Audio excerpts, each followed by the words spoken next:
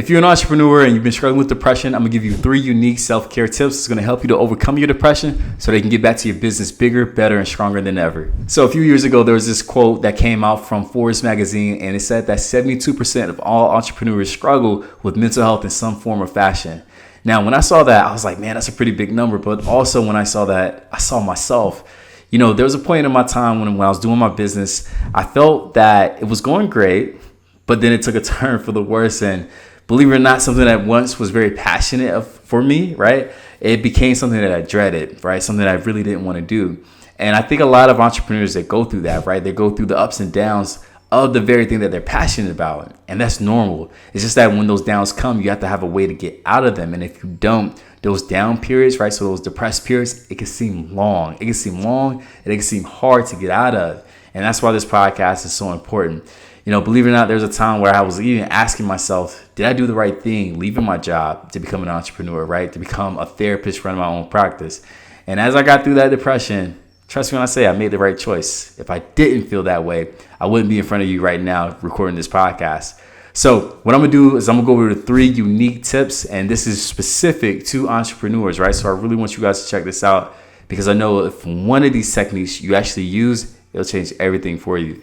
So what I'm going to do is I'm going to go over these 3 tips. But before I do, make sure you hit the subscribe button because this podcast is a community of entrepreneurs just like you that's focusing on their mental health so that they can perform better in their businesses, but also in their personal lives. Now, also, I love telling you guys that there's a lot of tips in these podcast episodes that I only share in my private therapy session. So right now, there are people paying for these tips and you're getting them absolutely free. So again, make sure you subscribe just so that you can get the value from that. So with that being said, let's jump to point number 1. All right, so point number 1, this one, it was a tough one for me because I loved what I do and I wanted to make sure that I helped everybody that came my way. But that was one of my biggest problems. What I want you guys to do, and this is point number 1, I want you to elevate the criteria that's needed for someone to work with you, especially my service-based people. If someone is begging you for your time, right, begging you, paying you for an hour of your time or to be a part of your membership or whatever the case may be, you want to make sure that you have the right people because there was a period where I just took every and anybody that needed a problem solved. But when you do that, you start to find that there's some, let's just say, bad apples in the bunch that kind of rottens the whole batch of apples. And that's what it felt like for me. That's where I went from loving what I did to hating it. And now I'm back to the point where I'm loving it. Now, what this looks like is someone that, let's say, values their time by showing up on time for their sessions or whatever it is that they're doing with you. They're showing up versus being late or having an excuse or just canceling at the last minute, right? I like to say that you have your A-level clients and then you have your D-level clients. You want to make sure that you have A-level clients that are working with you. Now, these A-level clients, not only are they easier to work with, but they're going to make your brand seem like it is impenetrable, meaning that it's almost like this silver bullet that is guaranteed to work for everybody. But here's the thing. It only works for those people that are willing to put in the work. And a lot of these people are A-level people. So you want people that's going to show up and do the work versus not doing the work. You also want people that is grateful for the time and the effort that you put into their cases or their meetings with you rather than being entitled. Because you do come across those people that feel as though because I paid you this money, I'm supposed to sit back and let you do all the work. And that's not the case, especially if you're doing something like private therapy like I do, or if it's fitness or something where it requires both parties to be involved. It's going to be very hard for that person to receive the transformations that they're looking for if they feel like you're supposed to be doing all the work as the coach or the therapist or whatever the case it may be. So make sure you guys get A-level clients, all right? I want you guys to right now ask yourself, what is the criteria that's needed for someone to work with you? And ask yourself, is there any areas where you can improve that criteria, thus weeding out the D-level clients and keeping only the A-level and even B-level clients, if you will. Now, here's something that I didn't plan on adding to this podcast, but I will tell you that it doesn't just stop with the clients that you work with, right? But it also goes to the employees that you hire or the co-workers that you work with.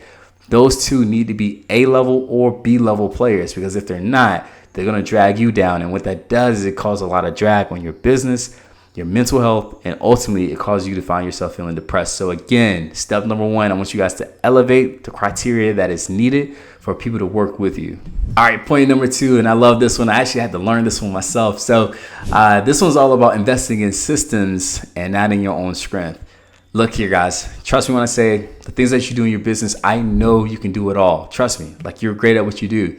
But just because you can do it all doesn't mean that you should do it all. And that's the big difference. Right now, your hard-earned money, it's all yours. And you're keeping it, and it may feel great, right? But when you wake up the next day, you see that long laundry list of tasks that you have to do. Wouldn't it be great if you had someone that you can outsource these things with, right? So for me, what that looks like is having my editor edit these videos, who is amazing, right? But also even getting your copywriters, maybe people do your emails, do your blogs, maybe create creatives for, let's say, a Facebook campaign ad that you want to launch. There's so many things that you could do by just hiring people that would save you a lot of time, money, and importantly, energy. The reason why this point is so important is because we want to make sure that we prevent burnout. If you do not prevent burnout and you stay in that state for a long enough period, that burnout can actually turn into depression. You know, one of the biggest things I see people fall victim to, unfortunately, is that they find themselves working at 65%, for example, and they think that it's so normal, right? Because they've been there so long that they think that they're operating at 100%. And because of that, they don't do anything. They don't think anything's wrong. But what if I told you that there's another level beyond your best? Would you believe me?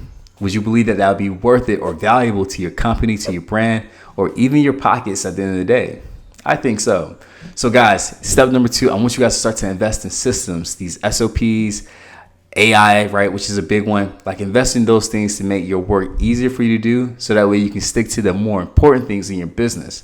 And I'll even say that part is very important too, because I would see a lot of my clients who are entrepreneurs where they will have, let's just say, 20 things that they had to do, right, for their business. And out of the 20, there may have been like 3 of the things that they really enjoy doing. So it could be getting on sales calls, or let's say creating YouTube videos. It can be so many different things.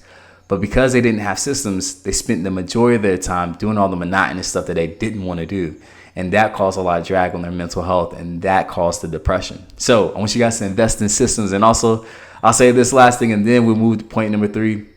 Guys, I hate to break it to you, but there's no award for working the hardest, right? There's no award for working the hardest. There's no award for being the most, or building the most difficult business, or whatever the case may be. Like, those awards just don't exist. And I would even tell you, you may believe that working hard makes you worthy or is a good thing because you saw that growing up, that you only got acknowledged when you were working hard. So this may be a trauma response for you. So it goes like this: when I work hard, I'm worthy.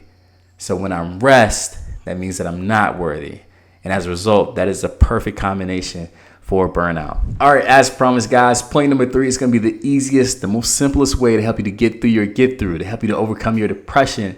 And it's going to be something that you may not think about. So what I want you guys to do is find a community of entrepreneurs that not only can you share business ideas with, but you can be very personal and open with.